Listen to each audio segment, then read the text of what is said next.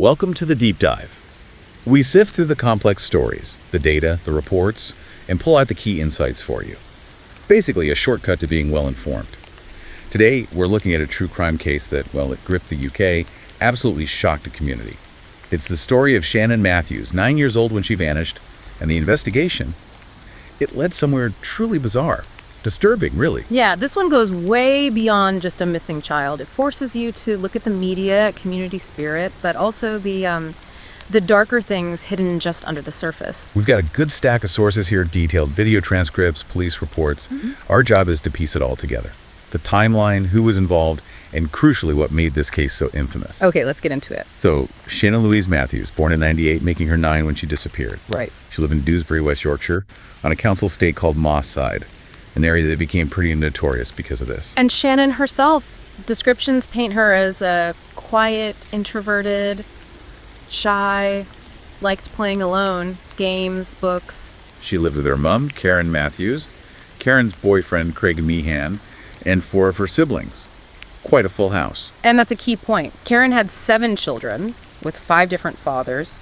People close to her described Karen as, well, vulnerable, maybe immature, possibly with a learning disability. Always seeking acceptance is how some put it. And there was a pretty cynical take from some. Children equal benefits.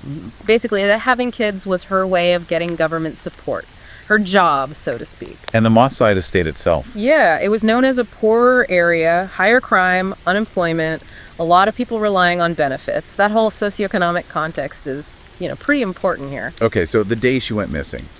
Tuesday, February 19th, 2008. School day. Freezing cold in northern England. She was wearing her uniform, a winter coat with fur. Right. And she went swimming with her class that afternoon. Yeah, free lessons at the local baths. Karen usually met her after school, up the road. But that day, she was out shopping, didn't get back till 4 p.m. And her boyfriend, Craig? He was home, apparently unwell. He's the one who told Karen that Shannon wasn't back. She was due around 2:30 p.m. So, quite a delay already. Initially, though, they weren't frantic, thought maybe she was at a friend's or the park, Standard assumption, perhaps? But by 4:30, 2 hours late, Karen starts knocking on doors. Panic setting in. Her friend Petra actually pushed her to call 999. And the police response? Immediate. On the scene within minutes, they assigned family liaison officers, FLOs like Christine Freeman, straight away. And the house? Filled up fast. Family, friends, mostly from the estate. They didn't wait. Started a manual, fingertip search themselves, driving, walking for hours in that awful cold. Incredible community spirit right from the start. Absolutely. The story hit local news the next morning. And because she was gone overnight in that weather, it quickly became treated as an abduction. The scale of the police investigation then ramped up. Massively. Over 300 officers pulled in. That's like 10% of the entire West Yorkshire force. Cost over £3 million. They questioned 1,500 drivers, searched 3,000 houses. It was the biggest UK police investigation in 30 years, since the Yorkshire Ripper. That puts it in perspective. Get this too. 16 of the UK's 27 victim recovery dogs were brought in. Underwater searches started within a week. And the community kept going? Oh, yeah. The media often called lazy or scruffy. They were amazing, donating time, money, free taxi rides, printing leaflets at the Tenants and Residents Association house, turning it into a search HQ. It really showed the heart of that working class community. But then there's the media angle. This was only 9 months after Madeleine McCann disappeared. Exactly. And the contrast in coverage was stark. Similar situation on the surface. Young girl missing. Desperate appeals. But treated so differently, the McCanns, middle-class doctors, wealthy, got huge sympathy. The Matthews, on benefits, council estate, portrayed often as lazy, scruffy, focus on Karen's kids, different fathers. That whole poverty porn idea you mentioned earlier. Right. Exploiting the poor for entertainment. And the media presence was invasive, harassing the family constantly, even in their trauma. So while the community rallied, the police must have been looking closer at the family too. Were there early signs something wasn't right? There were. Little things, red flags. Police found "I want to live with my dad" written above Shannon's bunk bed. Oof. And Karen initially told police she had 6 kids, not 7. When corrected, she just kind of brushed it off. Strange. Her story about them all having breakfast together at this cluttered table, it just seemed unrealistic to the officers given the circumstances. Didn't fit the idea of trying to keep things normal. And her behavior? Described as weird, inappropriate inappropriate even. Yeah. Dancing to phone ringtones, laughing, joking, able to switch tears on and off for the cameras, almost like she enjoyed the attention. That's unsettling. What really struck investigators was her absolute certainty Shannon was alive. No fear she might be hurt, or worse. For a mother missing her child for days, it felt wrong. They started asking, is this genuine grief? Especially given her background, which police started digging into. Right. They found out about the learning disabilities, her vulnerability, and the history with social services, reports of neglect going back years, since her first child in '96. Signs of neglect found during inspections. Yeah. Shannon, a sibling, had even been on the child protection register. Another child was in foster care. And neighbors confirmed concerns. Definitely. Reports of a filthy house, no electricity sometimes, kids left alone, even overnight. Not going to school regularly. Talk of alcohol, drug abuse. It all started to paint a very troubling picture. So public doubt starts creeping in as well. The media narrative shifts. It does. Inconsistencies in Karen's story started getting noticed, especially about where she was when Shannon was reported missing. Her laughing and smiling just seemed off, not just nerves. And she was questioned by police early on. Day 4, yeah. Brought in for questioning, though not officially a suspect at that point. But after a week, with no sign of Shannon, that initial community optimism really started to fade. Was there a reward offered? There was. A local business put up £5,000. Then the Sun newspaper jumped in, upped it to £50,000. A significant amount. But the media portrayal of the family soured. Dramatically. Started painting them as villains. Even accused Craig Meehan of abuse with no evidence at all. The pressure got so intense he apparently attempted suicide. Yet the media just kept pushing for interviews. Grim. But the local community still showed some support. In some ways, yes. That local supermarket giving them free shopping every week, food in one trolley, beer in another. It's a strange detail. And the police investigation must have been casting a wide net. Huge. They found 1,400 registered sex offenders within 20 miles. Just added to the fear, the complexity. And Karen makes another public appearance Yeah. at that community walk. Yeah. And this is where it gets really suspicious for the police. In front of everyone, cameras rolling, she suddenly voices this theory. Someone who knew Shannon was involved. A theory she hadn't shared with the police or the FLOs.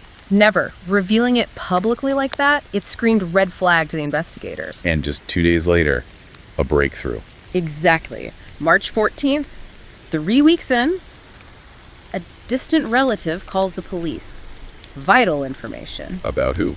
Michael Donovan, Craig Meehan's uncle, lived about a mile away, and crucially hadn't been in touch with the family for those 3 weeks. Unusual silence. So police look into Donovan. Immediately. And they find he has a previous abduction charge for taking his own kids from foster care. Wow. Okay, that makes him a prime suspect. Absolutely. Major lead. So, same day, March 14th, police go to Donovan's flat. A neighbor mentions hearing what sounded like toddlers' footsteps that morning when Donovan wasn't even supposed to be there. Jelly. Police force their way in. An officer hears a voice from a locked bedroom. "Stop it, you're frightening me now." Oh my God. Officer gets in, sees Shannon's head pop up from inside the base of a divan bed. Inside the bed. Hidden inside, after 24 days, Shannon Matthews was found. Safe and, well, physically at least. Donovan, who was 39, arrested right there. The relief in the community must have been immense. Oh, totally. Street parties, fireworks, just pure joy and relief that she was alive. Everyone was overjoyed. So Shannon's taken into police protection. What happens with Donovan? He talks. Through his solicitor, gives a 3-page statement. Claims Karen asked him to take Shannon, said she'd report her missing, claims he was threatened if he didn't agree, told there'd be money in it. Trying to make himself sound like a victim. Pretty much. Tried the whole weak and vulnerable act at the station wheelchair, blanket. Police didn't buy it. What do they find in his flat? Evidence, an elasticated strap like a leash hanging from a beam, though no proof it was used on Shannon. Prescription drugs, and a list of rules for Shannon. Keep quiet, stay away from the windows. The bed was modified to hide her, clearly premeditated. But the public starts asking, why isn't Shannon back with her mom? Exactly. After 24 days, why the delay? The answer came quickly. Karen Matthews was arrested for abducting her own daughter. She admitted pretty fast she knew Shannon wasn't really missing. But what was the motive? Just wanting to leave Craig didn't seem enough. Police suspected more too. Then Donovan spills it. The plan he and Karen cooked up claimed the £50,000 reward money. The reward money. How? The idea was Karen would call him when the reward hit $50K. He'd then walk Shannon through a local market, get caught on CCTV, look like a hero finding her. Karen denied that specific plan, though. Unbelievable. And then it gets even worse, doesn't it? The drugging. Yeah, this is deeply disturbing. Donovan admitted drugging Shannon with his prescription meds. Urine tests confirmed she'd had travel sickness pills and antidepressants shortly before being found. But it went further back. Much further. Hair analysis, which shows drug use over months, revealed Shannon had been systematically drugged for a whole year before the abduction. A year? With what? A cocktail. Sedatives like temazepam, benzodiazepines, travel sickness stuff, antidepressants, painkillers like tramadol, even opiates. A long-term pattern of being drugged. That's horrifying. How did Karen react when all this came out, seeing Shannon again? Coldly. During the formal identification, police noted no emotion. This is a mother seeing her daughter after nearly 4 weeks, possibly thinking she was dead. No relief, no tears. Apparently not. And later, in a supervised reunion, she almost shrugged Shannon off. Had to be prompted to interact, kept looking at her watch, seemed like she wanted to leave, like it was an inconvenience. Wow. And then there was the issue with Craig Meehan. Right. During that initial house search, police found 49 child pornography images on his computer hard drive. Not of Shannon or Karen's kids, but still. He was arrested, charged later, caused absolute disgust on the estate. So many layers to this. Did Karen's friends suspect anything? They did, Julie and Natalie. They eventually confronted Karen. Rumors were flying that Karen knew Donovan better than she let on, met him at Craig's dad's funeral a month earlier, apparently even sat on his knee. So they weren't strangers? No. And Natalie had this theory she put to Karen. Karen wanted to leave Craig. Donovan offered her a place. The plan was for Donovan to grab Shannon from school. Karen meets them later with the other kids once Craig's at work. But the plan went wrong. Yeah, because Craig didn't go to work that day. So Karen couldn't get the other kids. She panicked, had no excuse for Shannon being missing, so she just went along with Craig calling the police, and the whole thing spiraled. And Karen admitted this theory was true. According to Natalie, yes. She admitted it was true. So the court case, December 2008. Shannon Matthews and Michael Donovan, both found guilty. Kidnapping, false imprisonment, perverting the course of justice. Both got 8 years in prison. And Craig Meehan. He got 20 weeks for the indecent images. His mother and sisters were also arrested, one sister charged with assisting an offender. A whole family affair in a twisted way. What happened to everyone after? The kids. All of Karen's children were taken into care, put with foster families, separated. And Karen and Donovan. Released early. Karen got out in April 2012 after 4 years. Donovan even earlier. Karen was given a new identity, but apparently she struggles to maintain it, still uses her old name sometimes, for official things. The courts felt she was incapable of managing a whole new identity. And Shannon. Given a completely new identity, foster care. Lives somewhere else now. Reports say she had nightmares, needed counseling for over a decade to process it all, understandably. But there's still that lingering question, isn't there? Could Karen and Donovan really have pulled this off alone? That's what many people think, friends, family, experts. Given their limitations, their vulnerabilities, was someone else pulling the strings? Mastermind.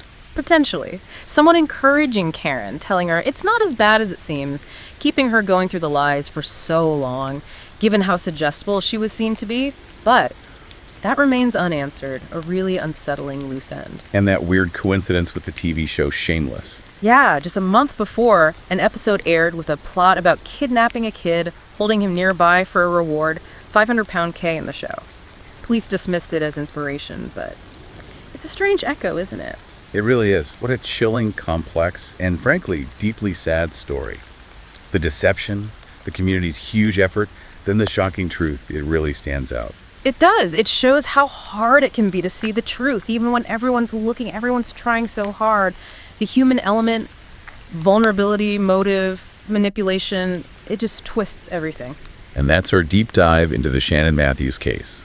A disturbing reminder that sometimes the biggest shocks aren't grand conspiracies, but desperate, misguided, selfish acts that unravel right in front of us. Leaves you wondering, doesn't it? In this world overflowing with information, with narratives constantly being spun, how do you actually separate genuine tragedy from calculated deceit? When the lines are blurred so effectively, something to definitely think about. Thank you for joining us for this deep dive. If you want to cut through the noise and get straight to the insights, make sure you're subscribed to the deep dive. We'll be back soon to unpack another complex topic.